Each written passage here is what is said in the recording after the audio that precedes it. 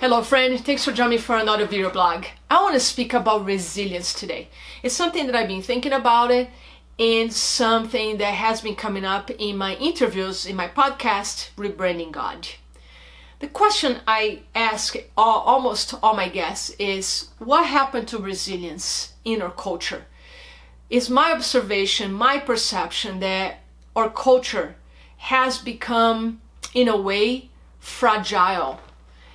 Almost like without the capacity to hold their own emotions, the emotions of others, being fragile in a sense that a lot of people are not recovering fast enough from difficult. They staying in that difficult, mostly because the mind keeps recreating those stories. So if the definition of resilience is our capacity to withstand difficulties, our capacity to recover from stressful situations quickly, and also to endure, to be tough. We have taken this concept of endurance and toughness way too far. A lot of people have taken this concept of toughness, including myself, to the place of exhaustion, pushing, hustling, working harder, coming from that place of lack of self-worth. That's really the core pain in all of us. I don't feel worthy, so I'm gonna work hard and make more money. Or I don't feel worthy, so I'm gonna get in a relationship so somebody can validate me and help me to feel worthy. It's this constant chase. So what has happened in our society, in my opinion, in terms of weakening the resilience, is two things. It's lack of rest and recovery, which has led our society to become exhausted. People are not sleeping. People don't have the energy to exercise. People don't even have the energy to do spiritual or mindfulness practices to help the body to relax and to recover. So that's number one, lack of rest and lack of recovery. And number two is the limiting beliefs that this achievement society has created, that we have to be working hard all the time, we need to push, we cannot rest until the work is done. And look what has happened. Our society has become the most anxious, the most depressed, the most obese. I believe it's on top 5 maybe of the highest index of chronic illness. And chronic illness is a result of inflammation, which is a result of lack of resting and sleep, poor diet, lack of exercise or exercising too much, lack of relaxation. If our bodies cannot rest and relax, our bodies don't have the energy to heal and to restore. Our minds or brains won't have the energy to change and to create. So how can we change even our limiting beliefs when the mental, emotional, spiritual, and physical aspects of us are depleted? So if we want to restore, to strengthen resilience again within ourselves, in our culture, we need, number one, we need to prioritize rest and recovery. That must be as important as your meetings or your workout with your personal trainer or the hours that you put in the evening working all the time. Rest needs to be there.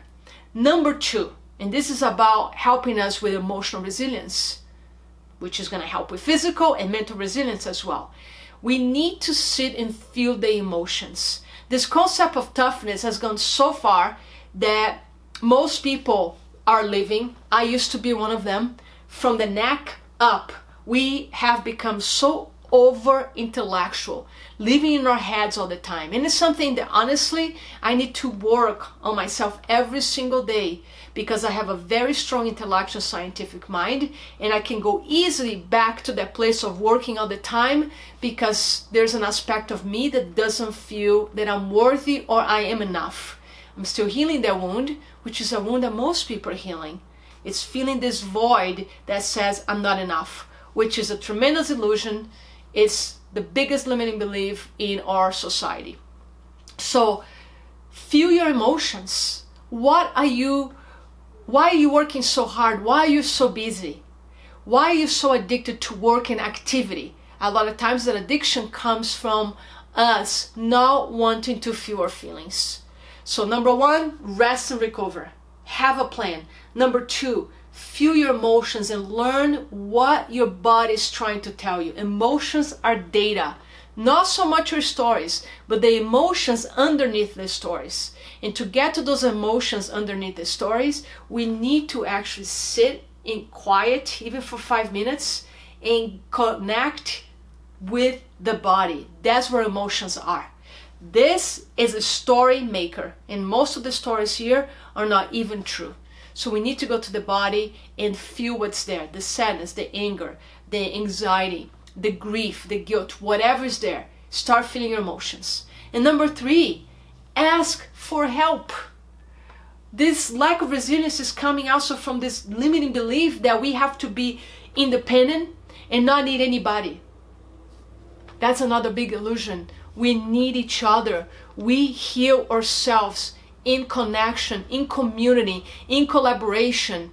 In isolation, we become depressed. We become more anxious. We become lonely, which is an aspect of depression. And we become even deeper in our wounds. We go deeper in our wounds and trauma because we believe in that story. I'm not lovable. I don't matter. Another illusion. You matter. So being community, ask for help. Ask for help might include calling your friends, having coffee with, telling your friends that you're having a hard time. I just connect with a friend of mine this morning when I start sharing some things with him, and I burst in tears. And then we're laughing and I feel much better. Connection is where we heal in relationships. Asking for help also means maybe hiring a life coach, hiring a therapist to help you to sit with these emotions that sometimes can be overwhelming. If sitting with your emotions by yourself feels too much, that means you need somebody to hold your hand and help you to build that emotional resilience so you can start transforming and healing your past. The only part of you that feels overwhelmed with those emotions is the part of you that's still living in the past. And that's what happens with all of us. We relive in stories of the past.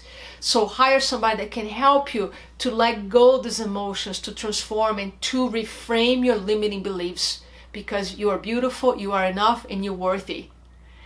Have a holistic fitness plan. Holistic fitness plan is to have a plan for your exercise, is to have a plan for your nutrition, to have a plan of emotional resilience, emotional fitness. It might be journaling, it might be seeing a therapist, it might be meditating. And have a plan of your resting, of your sleep. Approach everything from the lenses of a holistic approach, which involves physical, emotional, spiritual, and mental bodies. We have to take care of all these 4 bodies. We are one with these 4 aspects, and they all interconnected. Our biggest source of energy is truly our mindset, is our psychology. So sometimes a place to start is shifting your mindset. What is the potential? What's possible for you? That's a good start. So that's how we're going to restore and rebuild and strengthen resilience again. It's like a muscle. And we worked this muscle so hard that we became exhausted and depleted. So I believe in you. You are resilient. We are resilient by nature.